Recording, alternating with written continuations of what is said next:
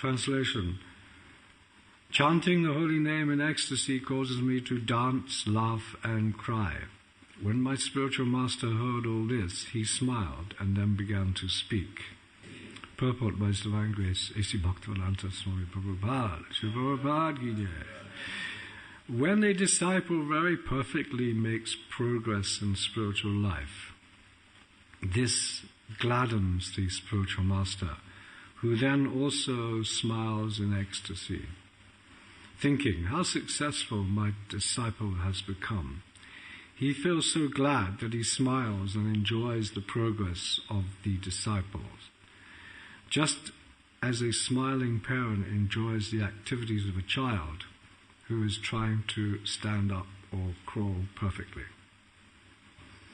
Om Yana Jamandasya Gananjana Shalakaya Chakshu Shamilitam Jena Tasmai Shri Gurave Namaha Sri Chaitanya Manobhistam Savitam Jena Bhutale Swayam Upagalamayam Dharanti Svavrandikam Vandeham Sri Guru Siyadavara Kamalam Sri Guran Vaishnavam Shah Sri Rupam Sakaritam Sakaravagam Dhammatam Tam Sri Jivam Sadvaitam Savadina Parijana Saitam Sri Krishna Chaitanya Devam Sri Radha Krishna Haram Sahagana Lita Sri Visakam Vichamscha He Krishna Kuruna Sindhu Dinavando Japide Govisha Govikanta Radhakanta Namastite Tapta Kanchana Gaurangi Radhe Vrindavaneshwari Susadevi Vandruga Vaduruvisha Griva Sindhu Viraja Viditana Hamyo Vaishnava Sri Krishna Chaitanya Prabhu Nityananda Shri Advaita Gadadha Shivasadi Gaur Bhaktavrinda Hare Krishna Krishna Krishna Hare Hare Hare Rama Ram Ram Hare Hare. So chanting the holy name in ecstasy causes me to dance, laugh and cry. When my spiritual master heard all this, he smiled and then began to speak. So this chanting of Hare Krishna, Hare Bol, Prabhuji. This chanting of Hare Krishna Mahamantra, this is the result of chanting. If you're chanting perfectly, because Prabhupada says in the purport, when a disciple very perfectly makes progress in spiritual life, so we have to analyze what is very perfectly. Because if one very perfectly makes progress in his spiritual life, the result will be that when he is chanting, he will become very ecstatic and he will dance in ecstasy. He will laugh uncontrollably and sometimes he will shed tears. This is the perfection of chanting the holy name of Krishna. So this type of ecstasy, it cannot be compared to the happiness of the material world. In the material world we also experience happiness and we experience distress. But the happiness that we gain in the material world there's no comparison to the happiness that one will feel when one is directly understanding his original constitutional position, because Satchitananda, we are eternal, we are full of knowledge, we are full of bliss. This bliss portion, this is under the control of Ladini Shakti, this is Krishna's pleasure potency. And the jiva, the living entity, if he perfects his life, he can come under the control of the divine energy. Even Krishna himself, in the spiritual realm of Goloka Vrindavan, he places himself under Yoga Maya's protection, or not protection, but under Yoga Maya. And she makes so many wonderful arrangements for Krishna's lila pastimes, pastimes of pleasure. Because ultimately, Ananda Buddhi, we are pleasure seeking. What's that verse? Anandamaya Vyasat. We are pleasure seeking. But the living entity in Maya, he thinks he can find pleasure outside of Krishna. And Actually, there is no Maya in the sense that everything is one of Krishna's energies. So even this material energy can be turned, or this material world can be turned into the spiritual world if one utilizes it properly. Maya is only when we see things separate from Krishna. So if we actually utilize everything in Krishna's service, then there is no material world. It is all the spiritual world. So the Jnanis, they try to renounce the material world. The Karmis, they try to enjoy the material world selfishly, selfish sense gratification. The yogis, they try to get some mystic power. That's also enjoyment. But the bhaktas, the devotees of Krishna, they know how to utilize the world. They do not renounce the material world. And actually, His Divine Grace, A.C. Bhaktivedanta Swami Prabhupada, was such a wonderful example of someone who could utilize the material world in the service of Krishna and show how that is to be done. And he engaged everyone. It doesn't matter what qualification they had or whether they didn't have any qualification. He would engage them all in Krishna's service. He understood the power of the material energy and how the material energy will deviate the jiva from service to Krishna. So he understood that. He did not mind in the sense that sometimes his disciples had difficulties. You can expect it, because the power of the material energy is so strong. You can read as many books as you like, and you think you have knowledge of Krishna, but then when one comes in contact with sense objects, naturally the process of conditioning takes place. Unless one is properly fixed in Krishna consciousness, his mind will be wayward. So Prabhupada knew this. He knew some of his disciples would have difficulties. But he still engaged them. So he knew how perfectly well to utilize. So much so that even one devotee, who was a nice devotee, Prabhupada liked this devotee, but he went away from devotional life and actually ended up working in a gay bar serving alcohol. So one devotee, he came because he was doing Sankirtan. What he was doing there, I don't know, but there's no problem. You can go anywhere. You can go anywhere in the service of Krishna. So anyway, he said, I think I recognize, down in Jaipur we told me this story. I recognize you, aren't you such and such a devotee? And he said, yes. He said, well, actually Prabhupada is in town, why don't you come to see him? So he said, okay, I will come. So he went to see Prabhupada. And Prabhupada had great affection for him. And he had a great affection for Srila Prabhupada as well. So then, due to that meeting, he again established himself in Krishna consciousness. And Prabhupada gave him very responsible service immediately. He did not say, oh, you've just been working in a gay bar serving alcohol. You cannot. You cannot now engage in seva. You have to immediately engage them. Because Prabhupada knew the material energy is so very, very strong. So he was not judgmental. When the conditioned soul, he sees the devotees, or he sees people, he does not see them as part and parcel of Krishna. He sees them in their material position. That he is such and such a person. He has this social background, that social background. He has this type of beauty, that type of knowledge, so on and so forth. But the devotee in knowledge of Krishna consciousness, he sees everyone as part of Krishna. So Prabhupada saw like that, and he engaged everyone. Because he wanted, he says here in this purport, it is his greatest happiness that he engages people in devotional life. This is the thing. Because if you have something wonderful, you want to share it with others. So this is the fact. The pure devotee, he acts in that way.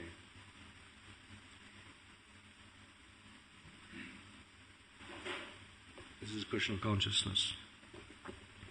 So by serving And associating with such devotees, the pure devotees, one can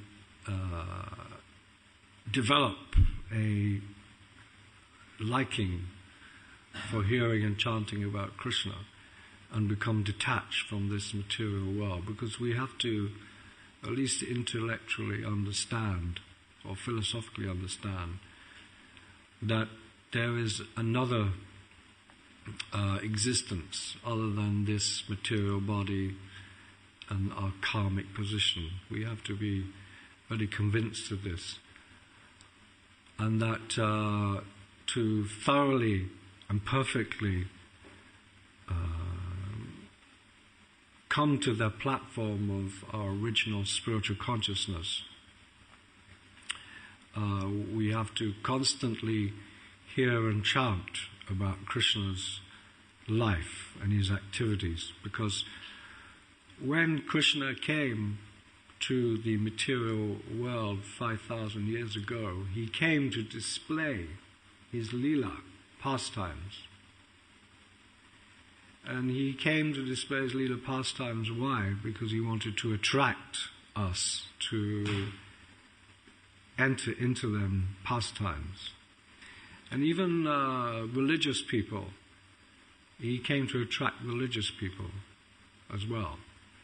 Because some people might think, oh, they're already religious. No. Religion is no good on its own. It is just auxiliary activity. You have to, Krishna says ultimately, give up religion and simply surrender to me. So Krishna has come to display his wonderful leelas. And these leelas all take part in the different energy, not the material energy, but the Ladini, Sandini and Sanvit energies of Krishna, these three energies. So we have to be very convinced of these things. And our philosophy is that this material world, it is a reflection of the spiritual world. All the variety we see in the material world, that is there in the spiritual world. So it's not that spirituality means that there is no activity, there is no emotion, there is no love, there's a variety of different emotions, there's a variety of spiritual activities. So Krishna has come to display these things. So the devotee of Krishna, his main purpose is to meditate and to hear and chant about these activities. That is the perfection of spirituality. Now this is described in the Nectar of Devotion by Srila Bhaktisiddhanta Saraswati. He gives a very nice purport as to what the essence of life is. And that text 8 of the Nectar of Devotion is, the essence of all of vice is to utilize one's full time, 24 hours, in nicely chanting and remembering the Lord's divine name, transcendental form, qualities and eternal pastimes. So this is we must utilize our time, full time, 24 hours. Nothing other than chanting, remembering the Lord's divine name, transcendental form, qualities and eternal pastimes. Thereby gradually engaging the tongue and mind. In this way, one should reside in Vraj and serve Krishna under the guidance of devotees. And one should follow in the footsteps of the Lord's beloved devotees. So this is the very important verse. Do you think so? Very important verse. The essence of all of vice. So all of vice in the Vedas that you see in the Vedas, this is the essence of it. That one should hear and chant and remember Krishna. Now there's a process how to do that. It's just like the yogis. The yogis, they undergo their processes.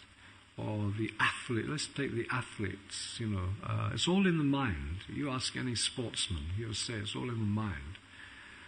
If you're they call it being in the zone. If they're in the zone, they're very focused, and they can perform anything. So sports people, they have sports psychologists. They come and help someone get in the zone. Actually, devotees would probably be good if they want to get a job. Maybe you should become sports psychologists, because we know all about the mind, don't we? Krishna consciousness. We probably make good sports psychologists, actually. So that's something, if anyone wants to do that, they can do that. So, Srila Bhaktisiddhanta says, you must train your mind. This is the thing. And Krishna says in Bhagavad Gita, wherever your mind wanders due to its flickering and unsteady nature, bring it back under the control of the self. This is the nature. So Srila Bhaktisiddhanta says here, okay, we have to 24 hours a day utilize. How are we going to do that? It won't happen just like that. We have to practice. So this is Krishna consciousness. We're practicing. So we train the mind, we follow the regular principles, we chant, we hear, remember, we develop taste for such things under expert guidance of devotees. This is what to please the pure devotee, to make him happy. He wants to see us hearing and chanting, remembering Krishna, and becoming relieved from the onslaughts of the material energy. He wants us to see. So if we want to do that, we have to undergo a process. So Srila Bhaktisiddhanta says that the neophyte stage, it is called Shravana Das. I'm just quoting from him now. Shravana Das means you hearing. Then acceptance is called Varana Das. Then attachment to Krishna Katha. So first we hear nicely, then we begin to accept some of these truths. And not just book knowledge, but actually really accept it. That one is Krishna's eternal devotee, but yet we have so many material desires. This body is acting and this mind is acting so independently of Krishna. So we have to begin to accept. This is the surrender. 6 principles of surrender are there as well. So first, humility, then dedication of the self. So first you become humble, that I am completely controlled by this external material energy. It's taking me to so many places in my mind, and I do not see the world as I should be seeing it. So then you dedicate yourself to the process. Then if you accept, then you become attached to Krishna Katha. Krishna, this is the hearing and chanting, you become attached. So you have to make efforts to do like that. I find myself, because we are grihastas living outside, we have to make money and do so many other things. We have family commitments, but still we must give time to this hearing and chanting. Brahmacharis you also have, and people living in the temple, you have so many activities you have to do, but still you have to give time to your hearing and chanting. So, but devotees living outside, grihastas, they have to make allotted amount of time to this Krishna Katha, this hearing and chanting. If you do not do that, you become interested in so many other topics like politics.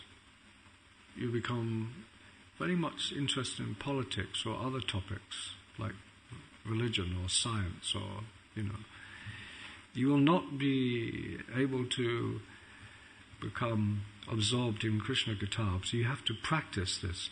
So Srila Bhaktisiddhanta is saying that as you progress on, a stage is called Smaranavasta. This stage of remembering, so hearing, chanting, constantly, and then recollecting, remembering the topic, and recollection, and then he says later absorption, meditation, then constant remembrance, and then trance. These 5 items are what he regards as Krishna Smaranam.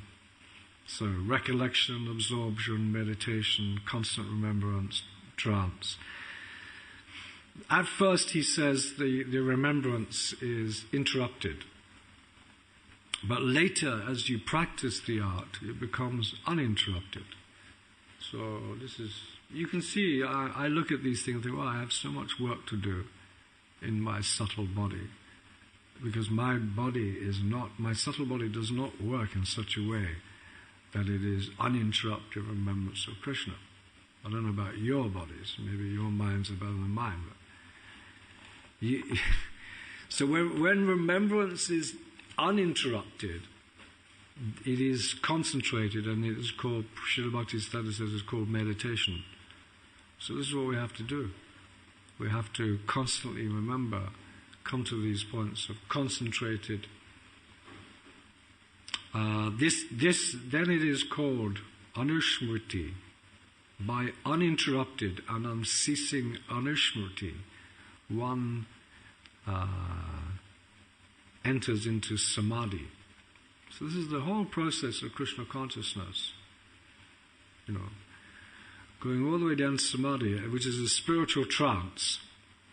And when one's fully developed in spiritual trance, then he understands his original spiritual position. Okay? So that is Krishna consciousness. So how far have you got with your Krishna consciousness? Has anyone developed their spiritual body? Actually, you wouldn't say if you did. You wouldn't. You keep it quiet. You probably have, some of you, I'm sure. So this topic of Krishna consciousness, this is Krishna consciousness. So this process is practically, it's almost like lifetime's work in one sense. But in fact, there's one purport in I should have got that quote, where Prabhupada says you cannot go back to Godhead in one life. He says that in one purport. But other times he says you can go back to God in one life. You simply have to follow the principles. And so he's making the point out. It's very difficult because you've got to change your mind. Krishna consciousness is a process of changing your subtle body. And Prabhupada said, actually, the body is nothing. What you really are is your mind and your intelligence. Your body is just the external show. What a person is really is their subtle energy that covers their soul. That's the real. So this subtle body has to be changed. So Krishna consciousness is a process of changing that subtle body. So we shouldn't be too worried about our material and spiritual bodies, because devotee has material and spiritual body. This is a fact. And this is discussed by Vishwanath Chakravarti Maharaj. And he gives the example of, when in Krishna lila, when Krishna plays his flute at night, he attracts all the gopis. They immediately hear that flute and they want to come to see Krishna. They become maddened by the sound of that flute, and because Krishna desires to enjoy.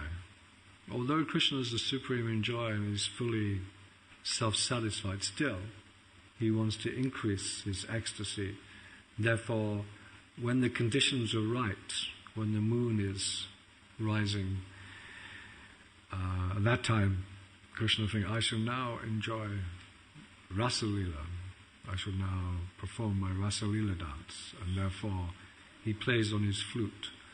At that time the moon rises, the breezes in Vrindavan forest become perfect, the lotuses open, everything, because the whole spiritual world and all the inhabitants and all the energies there are meant to satisfy Krishna. So out of season the forests come into, and this perfect atmosphere. This is high spiritual culture, because obviously Krishna is the supreme personality of Godhead. He must be the most cultured person of all. He must be able to exhibit the most wondrous artistry, and that he does, and his energies work with him for that purpose. So he plays his flute, the gopis come running, they don't care even if they're, you know the story, even if they're cooking dinners or taking care of their husbands and children and doing their religious duties. They just give it all up, and they come to Krishna. They don't even dress themselves properly. Some of them got their dresses on in strange ways. They can't. This type of enthusiasm to want to be with Krishna, this rati, this attraction to Krishna takes place very deeply. So they come running to Krishna, but some of the gopis, there's different sorts of gopis in the spiritual world, as you know. Some of them are sadhana siddhi gopis, some of them are sadhana siddhi, yeah. Huh? Sadhana siddha, some are sadhana siddha and some are nitya siddha. So some of the gopis can immediately go to Krishna. When he plays it, they have no problem. There's no obstruction. They just immediately go. But some of the gopis, the sadhanas, they become they get stopped. Yogamaya makes arrangements or whatever, or something. They get stopped by their husbands. No, they cannot come. You cannot go, and they stay. Like that. And there is frustration on their behalf because they cannot go to Krishna. So they begin to meditate very deeply on Krishna. And this is described in the by Vishwanath Chakravarti Maharaj in the 10th canto. Because in their deep meditation, Krishna, actually Yogamaya awards them a spiritual body. And that spiritual body goes to Krishna after their meditation. It's because some of the gopis, by Yogamaya's arrangement, did not enjoy intimately with their husbands. They did not have children. Other gopis, they had children with their husbands. So they were of a different category. So then gopis, it is described that it's like Srila Vishwanath Chakravarti says, it's like we have two bodies, spiritual body and material body. So there are desires. So, but if one intensely meditates, he can escape his material body and gradually come to his spiritual forms. And this is like our position. We have material body and spiritual body, isn't it? We have some spirituality, but then our material body sometimes will. So this is also described how one is when one is eating a meal. If you want to eat a meal, if you fully eat the meal, you will be fully satisfied. You will develop, your hunger will disappear, you will feel very nourished, and everything will be very nice. So, but if you take some of the meal, you will not be fully. So in Krishna consciousness, it is very important, or what will happen to us is that we will eventually take to Krishna consciousness absolutely thoroughly. And then we will find perfection. But we should not be surprised to find that we cannot do that immediately. That's the point. We should not be discouraged, thinking, oh, we cannot become Krishna conscious, we have so many material desires. Well, that's natural. But then purify your material desires. Do some meditation. Shravanam, Kirtanam, Vishnu, Smaranam. Keep praying to Krishna very intensely that I cannot. When you chant your round, you should be crying to Krishna. This is what's required. But if you're chanting, not doing that, then you cannot attain Krishna. You can be chanting for thousands of lifetimes. Unless you chant intensely and you try to change your subtle body, you can be forever. So, like that. So this chanting of holy name, actually Prabhupada in this next purport which you will read, he describes what it means to make very perfect progress, and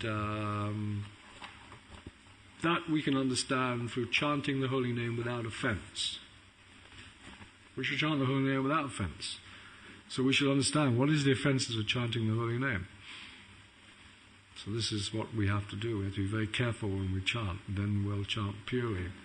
Then we'll become perfect devotees. So we'll just run through and try to understand some of the offenses to chanting. The first offense you might know is to blaspheme a devotee or devotees who are engaged in Krishna consciousness. This is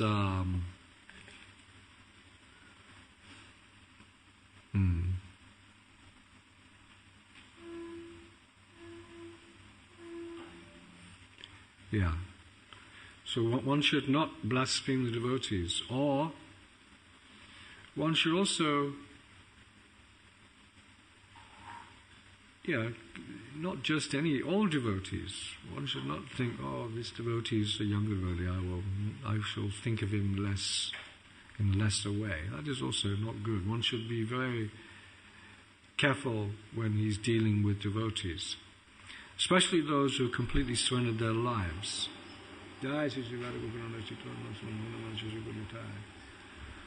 One who has completely surrendered his life to Krishna, who is devoted to Sri Nam, who preaches the glories of Krishna, he has to be very carefully dealt with. And the second offense is to think the demigods are on the same level as Bhagavan, Krishna. Or think that the name, form and qualities and pastimes are different than Krishna. This is also interesting.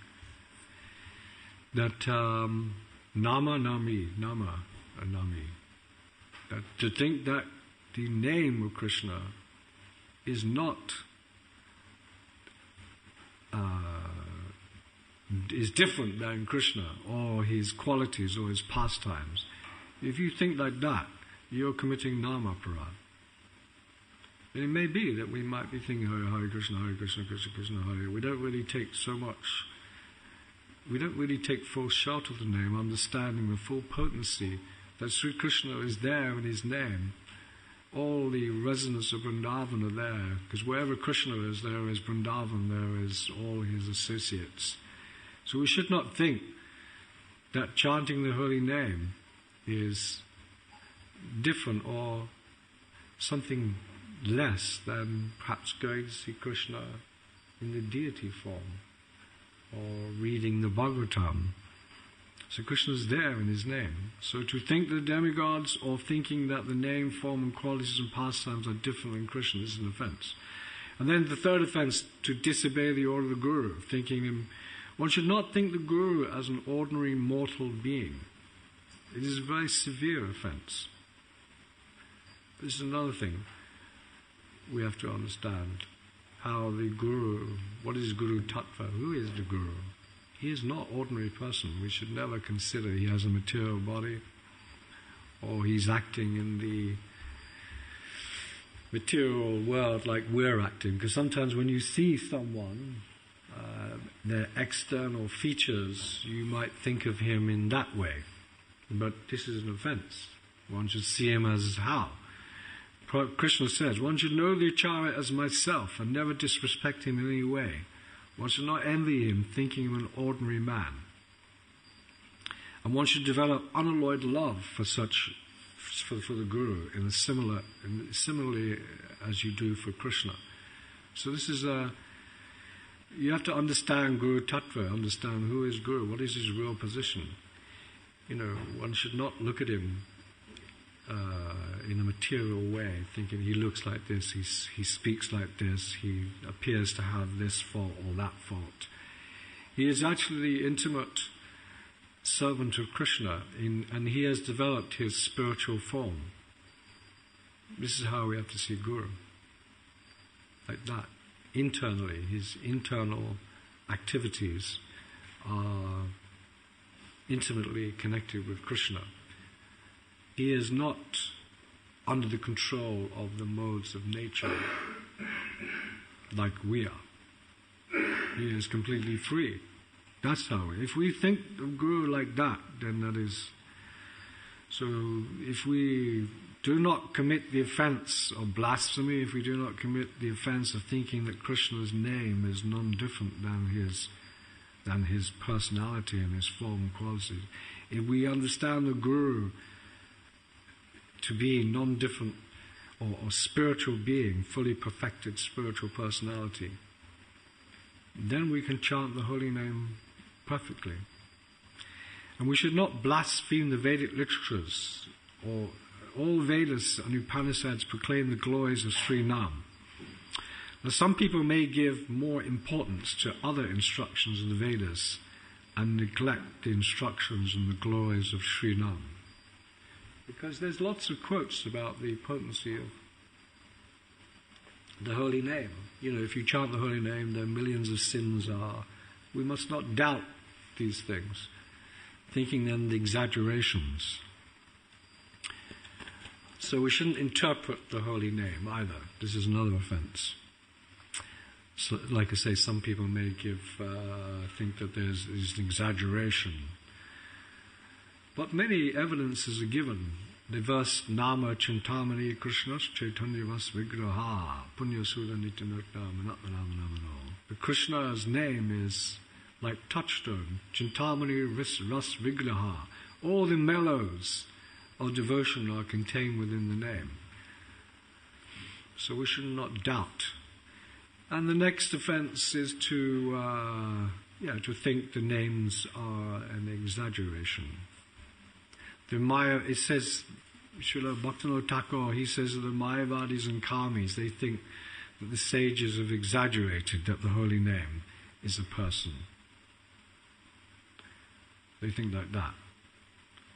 So it's some kind of imagination. Because ultimately they think, the Mayavadis, the philosophers, they think everything is one. And that Krishna's name does not have any specific spiritual potency. And certainly Krishna's name cannot possibly be the same as his form, pastimes and lila. They think like that. And then we should not commit sinful activities on the strength of chanting the holy name either. So like that we will chant, and then we've done our chanting, then we might think that we can now relax. This is offense to the holy name. So we cannot expect to find perfection unless we carefully avoid these offenses. Also the mind. In regards to committing sinful activities on the strength of the holy name, it is regarded that the mind is very wicked and will go to so many places. So if one mind is going to such places and he does not regret and he lets his mind wander off to various places, that is like practically committing sinful activities on the strength of chanting the holy name. You're chanting the holy name, the next minute you let your mind go off to this place, that place. I know you may not grossly follow, but if you're not careful, what your mind comes up with, you will end up. So you must shut off the mind when it goes into its mode of nonsensical sense gratification. So I'm going through the offences because Prabhupada mentions in the next purport that it is very important to chant the holy name of the Lord without offences. That is how you become perfect devotee. So to consider the chanting of Hare Krishna as one of the auspicious rituals. This is another thing offered in the Vedas. There's many rituals offered in the Vedas. If you read the Vedas, yes, become religious, do some sacrifice, do some dharma, perform varna ashram duties, give some charity, do some other pious activities, observe great vows, all these other kinds of auspicious activities, renouncing the results of activities, doing all kinds of yagyas. These are all considered material dharma. Now when the holy name, Krishna's Sri Krishna's name is transcendental to all these things. It has nothing to do with material religion. You cannot compare being a very good religious person to chanting the holy name. The chanting the holy name is completely transcendental. Being a very good religious person is auxiliary activities. It's important, but cannot be compared to chanting the holy name of Krishna. And if one is chanting the holy name of Krishna and he's thinking about acquiring these things that come about from religion, then he's committing offense to the holy name. So if we're chanting Hare Krishna thinking we want all our material problems solved, we want to become perfect religious, we want this, we want that, we want some, position, we want relief from our troubles, we want to, the result of religion is that he gains wealth, he becomes very pious, he becomes very knowledgeable. So if you chant the holy name wanting these things, you have not understood the holy name, and therefore you're committing offenses to the holy name. One should chant the holy name of the Lord only in the sense to revive one's original Krishna consciousness and return and serve Krishna in Goloka Vrindavan in his original spiritual form. That is why we want to chant the holy name, not to become great religionists. So it's an offense. And also to instruct the holy name to those who have no faith. This is another offense. Now the guru, who's very powerful acharya, he can instruct anyone about the holy name, even if they are offensive, or they are envious, or they are faithless. Still, because he's very powerful acharya, he can even try to engage such personalities. But for us, we should avoid faithless, disinterested or envious people. So that's another offense. And the Christians, they say, like casting pearls before the swine. You cannot go to some Mayavadi or some person who has no faith whatsoever and try to tell him about the glories of Krishna's name. How Krishna is, present in the name, Goloka Vrindavan, all the different lilas, Krishna. You cannot talk like that to someone who has no faith. It is an offense. And those who hear the glories of the holy name and then become attached, still they remain attached. This is also a great offense to the holy name. And actually, interestingly enough, Srila Bhaktivinoda Thakur, he says, when you are, if someone who understands the glories of the holy name, who's chanting the holy name, if he remains attached, he's a great offender. So you should not associate with such people. And interestingly enough, he says, it is not proper for Vaishnavas to participate in Sankirtan groups in which Nam-aparadis are prominent, and the lead singer is a Nam-aparadi. So it's not good. Because these Nam-aparadis, some of these Mayavadis, they chant Hare Krishna and do this, but they are completely attached to the material world. They have no understanding of the glories of Krishna's name. So it's not proper for Vaishnavas to participate in such Sankirtan groups. And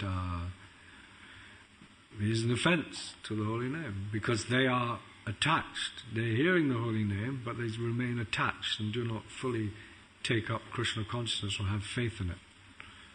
So this is also not good. So, 8:30. So I'll just finish off one more thing, and then we'll call it there. So the chanting. This chanting of Hare Krishna makes one very conscious of one's anarthas. This is one of the results of chanting the holy name. If you chant the holy name properly, you will understand fully how conditioned you are. It's not that you will immediately become fully Krishna conscious. First stage is to understand how conditioned you are, and then you can do something about it. So, anyway, I won't go into too much detail. Anybody have any comments or questions? Hare Krishna. Thank you. Yeah. Again, yes. I should mention, because Srila Bhaktisiddhanta has mentioned it. It's in the, actually, if you read the Nectar of Instruction, you know that small book? You could, all them points are there. Is the Nectar of Instruction where it says one should fully utilize one's time by hearing and chanting about Krishna 24 hours a day. Prabhupada gives the purport. Then he says, Srila Bhaktisiddhanta says this on this topic. And there he gives this whole list how one can learn to meditate, become absorbed, stage by stage. It's a question of, like that. That is where it's mentioned. So you can just read that verse. It is the second to last verse in the Nectar of Instruction.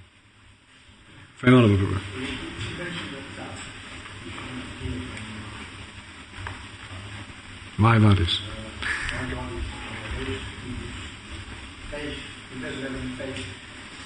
What do you think about this Kirtan Sangha, Krishna Das, who's a self-professed atheist? Yeah. And womanized that. But then there's this huge Islamic theory. I can only say what Srila Bhaktisiddhanta said, that one is not recommended to take part in such kirtan where such a man who is chanting, he says specifically, he was leading kirtan, you shouldn't partake in such, because he has no thorough understanding of what the name is, how Krishna is there in the name. And so you have to be very careful, because by such association one won't really develop true Krishna consciousness, because true Krishna consciousness, that verse, Satam Pasangamava Viravesam Vado Vantikrikkana Rasanakata, you have to hear from those who are actually experiencing Krishna consciousness. Then the process takes place.